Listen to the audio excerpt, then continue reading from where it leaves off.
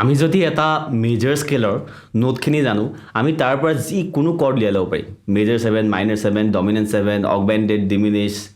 9th 13th 11th যি মন যায় আমি তাকে উলিয়াই ল'ব পাৰিম কিন্তু কেনেকৈ জানিবৰ কাৰণে চাই থাকক আজিৰ ভিডিঅ' আৰু ভিডিঅ'টো চাই যদি আপোনালোকৰ ভাল লাগে কিবা মূল্যৱান শিকিবলৈ পায় তেনেহ'লে চেনেলটো ছাবস্ক্ৰাইব কৰিবলৈ কেতিয়াও নাপাহৰিব লেটছ ষ্টাৰ্ট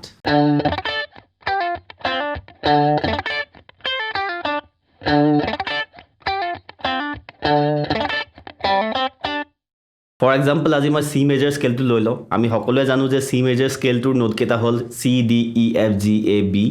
আকৌ C D E F B A G এনেকৈ গৈ থাকিব আৰু এইকেইটাক আমি 1 2 3 4 5 6 7 বুলি লিখিব পাৰোঁ যিসকলে নাজানে টেনশ্যন নল'ব মোৰ এইটো ভিডিঅ' চাই ল'ব য'ত মই এইখিনি কথা গোটেইখিনি কৈ থোৱা আছে এতিয়া কথাটো হ'ল যে আমি কেনেকৈ ইয়াৰ পৰা কৰ্ড বনাম কৰ্ড ফৰ্মুলাজ আপোনালোকে নাম শুনিছে চাগে কৰ্ড ফৰ্মুলা হ'ল যদি আমি মেজৰ কৰ্ডটো চাওঁ মেজৰ কৰ্ডটোত ফৰ্মুলাটো হ'ল 1 3 আৰু 5 1 3 5 মানে আমি মেজৰ স্কেলটোৰ পৰা আমি তাৰ পৰা 1 আৰু 3 আৰু 5টো আমি তাৰ পৰা উলিয়াই আনিম 1 3 5 যদি আমি C মেজৰ স্কেলটোৰ পৰা উলিয়াই আনো তেতিয়া আমাৰ নোটকেইটা হ'ব C E আৰু G আৰু সেইটোকে আমি ইয়াত বজাওঁ C মেজৰ যিটো আমি সকলোৱে জানো মানে এইটো হ'ল C মেজৰ য'ত আমি এইটো C ধৰি আছোঁ E ধৰি আছোঁ তাৰপিছত অপেন জি যাৰ আকৌ তলত চি আকৌ এইটো অপেন ই আৰু এইটো ওপৰটো ই বাজি আছে বা এইটো কেতিয়াবা আমি এনেকৈ জিও কৰি দিওঁ এনেকৈ কৰি দিওঁ হয়নে এইটো হ'ল চি মেজৰ এতিয়া কথাটো হ'ল যে চি মেজৰ 7 হ'বলৈ হ'লে কি হ'ব লাগিব তো ইয়াৰ ফৰ্মুলাটো মনত ৰাখিব মেজৰ 7 মেজৰ বুলি কোৱাৰ লগে লগে 1 3 5 সদায় আহিবই আৰু এইখিনিতে মই কৈ দিওঁ যে যদি মাইনৰ হয় তেতিয়া 1 flat 3 5 আহিব তো মেজৰ আৰু মাইনৰটো ডিফাইন কৰে জাষ্ট থাৰ্ড নোটটোৱে ডিফাইন কৰে ফ্লেট 3 হ'ব নে 3 হ'ব যদি 3 হয় নেচাৰেল 3 হয় তেতিয়া মেজৰ স্কেল হ'ব মেজৰ কৰ্ড হ'ব আৰু যদি থাৰ্ডটো যদি ফ্লেট হয় তেতিয়া আমি মাইনৰ কৰ্ড বুলি কওঁ তো মেজৰ আৰু মাইনৰ ডিফাৰেঞ্চটো অকল থাৰ্ড নোটটোৰ ওপৰতে ভিত্তি কৰি পেলাই কৰা হয় তো এতিয়া চি মেজৰটো মই দেখালোঁ তো চি মেজৰ 7 বুলি কোৱাৰ লগে লগে মেজৰ বুলি কোৱাৰ লগে লগে 3টো আহিবই 1 3 5 আৰু তাৰ লগত আমি কি কৰোঁ জাষ্ট 7th নোটটো আমি লগাই দিওঁ 7th নোটটো কোনটো C মেজৰ স্কেলটো 7 নোটটো কোনটো B হয় তো ইয়াত আমি this is our C major 7 মই কি কৰিলোঁ এইটো যোনটো C ধৰি আছিলোঁ মই ফাৰ্ষ্ট ফিংগাৰে যিটো C ধৰি আছিলোঁ এই Cটোক মই আঁতৰাই পেলাই C মেজৰ 7 কৰি পেলালোঁ অ'কে দেখিছেনে কিমান সহজ এতিয়া ডমিনেন্ট 7 কি হয় ডমিনেন্ট 7 বা যিটো আমি 7 বুলি কওঁ সেইটো কি হয় So dominant 7 বস্তুটো হ'ল আমি যোনটো আমাৰ 7th নোট সেই 7th নোটটো আমি ফ্লেট কৰি দিওঁ যদি মই C মেজৰ স্কেলটোতে দেখাওঁ C মেজৰ স্কেলটোত 7th নোটটো হ'ল B আৰু যদি ফ্লেট 7 কৰিবলৈ হয় B টোক আমি ফ্লেট কৰি দিম B নোটটো আমি ফ্লেট কৰি দিম that will be B flat তো B ফ্লেট নোটটো যদি আমি ধৰি দিওঁ C E G লগত যদি আমি B ফ্লেট নোটটো ধৰি দিওঁ তেতিয়া আমাৰ ডমিনেন্ট 7 বা আমি 7 বুলি যিটো কওঁ সেইটো হৈ যাব তো এইটো কেনেকৈ হ'ব আমাৰ বি ফ্লেট মানে এ শাৰ্প তো এই মই ফ'ৰ্থ ফিংগাৰে যদি এই থাৰ্ড ষ্ট্ৰিঙত যদি মই ধৰি দিওঁ this is our A flat B flat note তো এইটো হৈ যাব আমাৰ this is our C dominant 7 বা C7 বুলিও বহুতে কয় okay this is C dominant 7 তাৰপিছত আমি যদি 6th বুলিয়ে বচাওঁ যে চি মেজৰ 6টোনো কেনেকৈ হয় সেইটো বহুত সহজ আমি এতিয়া কি কৰিব লাগিব 6 নম্বৰ নোটটো লগাব লাগিব সেই চি মেজৰ স্কেলৰ 6 নম্বৰ নোটটো কি হ'ল এ নহয়নে তো চি ই জি লগত আমি এ নোটটো যদি লগাই দিওঁ তেতিয়া আমাৰ চি 6th হৈ যাব চি মেজৰ 6th হৈ যাব তো ইয়াত খালি কি হয় আমি যদি 5 আৰু 6টো যদি একেলগে দিওঁ যদি এনেকৈ দিওঁ আমাৰ ইমান টেষ্টফুল নালাগে মানে শুনিবলৈ ৱাইড নালাগে কৰ্ডটো তো সেইকাৰণে আমি কি কৰোঁ ইয়াত যোনটো আমাৰ 5th নোটটো থাকে 5th নোটটো আমি ইটো অক্টেভত দি দিওঁ যেনে ইটো অক্টেভ বুলি কোৱাৰ লগে লগে মই কি বুজাইছোঁ যে C D E F G A B আকৌ C D E F G A B এনেকৈ গৈ নাথাকিব জানো তো কি হৈ যাব পিছৰকেইটা 8 9 10 11 এনেকৈ যাব যেনেকৈ আমি যদি হিন্দুস্তানীত ক'বলৈ যাওঁ আমি সা ৰে গা মা পা ধা নি সা আকৌ ৰে গা মা পা ধা নি এনেকৈ গৈ নাথাকে জানো ওপৰত ইটো সপ্তকলৈ গুচি যায় আমি সেইটো অক্টেভ বুলি কওঁ ইয়াত তো ইয়াত আমাৰ 6টো হ'ব এনেকৈ ধৰিব পাৰি এনেকৈ আমি 6 ধৰিব পাৰোঁ এ নোটটো মই ধৰি দিছোঁ এই দুটা আঙুলি আৰু ইয়াৰ ওপৰতো এইটো চি আৰু জি আছে so' this is sixth C sixth হৈ গ'ল ছিক্সথৰ পৰা আমি আহি যাওঁ আমি অগমেণ্টেডলৈ অগমেণ্টেডৰ ফৰ্মুলাটো কি হ'ল 1 3 আৰু শাৰ্প 5 1 3 শাৰ্প 5 যদি আমি ধৰোঁ আমি পাম অগমেণ্টেড কৰ্ড তো ইয়াৰ কৰ্ডটো হ'ব দিছ ইজ আৱাৰ অগমেণ্টেড বা তলত আমি চিটো এনেকৈ ধৰি দিব পাৰোঁ এনেকৈ তো এইটো চি ই জি শাৰ্প 5 নম্বৰটো আমাৰ জি থাকে চি মেজৰ স্কেলত আৰু আমাক এতিয়া কি লাগে অগমেণ্টেড লাগে অগমেণ্টেড বুলি কোৱাৰ লগে লগে কি কৈছিলোঁ 1 3 শাৰ্প 5 শাৰ্প 5 মানে জি শাৰ্প পৰিব এবাৰ এনে 5 নম্বৰটো জি থাকে ধৰক প্ৰতিটো স্কেলতে বেলেগ হৈ যাব যদি ডি মেজৰ স্কেলটো চাওঁ ডি মেজৰৰ 1 3 5 হ'ল ডি এফ শাৰ্প এ হয়নে এইটো আমাৰ 5 নম্বৰ নোট তো এইটো যদি আমি এ শাৰ্প কৰি দিওঁ তেতিয়া আমাৰ ডি অগমেণ্টেড পাই যাম তো ইয়াত আমি চি অগমেণ্টেড এতিয়া হ'ল 1 3 শাৰ্প 5 চ' কেনেকৈ দেখিছেনে মই জাষ্ট মেজৰ স্কেলটো জানো আৰু সেইটো প্ৰায় মই নোটকেইটা লৈ মই বেলেগ বেলেগ কৰ্ড বনাই আছোঁ তাৰপিছত আমি নাইনথলৈ যাওঁ এতিয়া নাইনথটো কি নাইনথ কৰ্ডটো আচলতে এটা এক্সটেনশ্যন বুলি কওঁ আমি এক্সটেনশ্যন কৰ্ড হয় যেনেকৈ মানে আমি নাইনথ নোট কোনটো হ'ব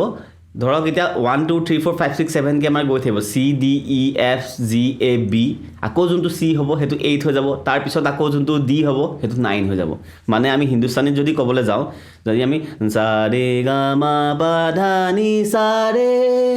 সেই যোনটো ৰে ইটো সপ্তকত যিটো আমাৰ ৰে পৰি যায় সেইটোৱে আমাৰ নাইনথ হৈ যায় ইয়াৰ ক্ষেত্ৰত তো নাইনথ মানে কি আচলতে ৰে নোটটো মানে আমাৰ ইয়াত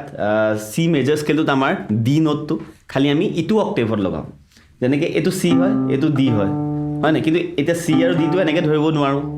এইটো চি এইটো ডি এইটো একেলগেতো ধৰিব নোৱাৰোঁ কেলৈ ধৰিব নোৱাৰোঁ কাৰণ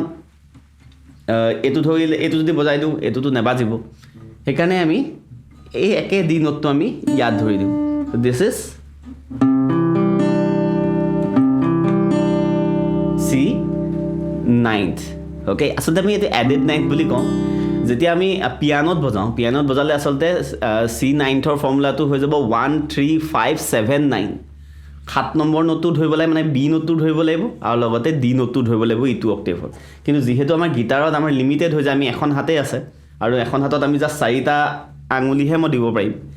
কাৰণ বুঢ়া আঙুলিটো পিছপিনে থাকি যায় তো সেইকাৰণে আমি কি কৰোঁ আমি এডেড নাইনথ বেছিকৈ বজাওঁ গিটাৰত এডেড নাইনথ মানে কি আমি জাষ্ট নাইনথ নোটটো আমি তাত এড কৰি দিছোঁ 1 3 5ৰ লগত আমি নাইনথ নোটটো এড কৰি দিছোঁ 1 3 5 9 C E G 9 this is it যদি আমাক বোলে নাইনথ হৈ গ'ল এতিয়া আমাক 13th লাগে বা 9ৰ পিছত 11 লাগে 11 মানে কোনটো ফ'ৰ্থ নোটটো নহয়নে 1 2 3 4 মানে চি ডি ই এফ সেই এফ নোটটো ইটো অক্টেভত যদি আমি চাওঁ তেতিয়া আমাৰ 11th কৰ্ড পৰি যাব দিছ ইজ এই এফ নোটটো আমি ধৰি দিছোঁ ইয়াৰ লগতে চি লগতে তো এইটো হৈ যাব আমাৰ 11th হয়নে শাৰ্প 11 লাগে তেতিয়া আমি কি কৰিম জাষ্ট এফটো আমাক ইয়ালৈ লৈ আহিম তো চি শাৰ্প 11 বুলি যদি কওঁ চি মেজৰ শাৰ্প 11 বুলি যদি আমি কওঁ তেতিয়া আমাৰ কি হৈ যাব এই নোটটো আমি ধৰি দিবলৈ বা এইপিনেও আমি ধৰিব পাৰোঁ এনেকৈ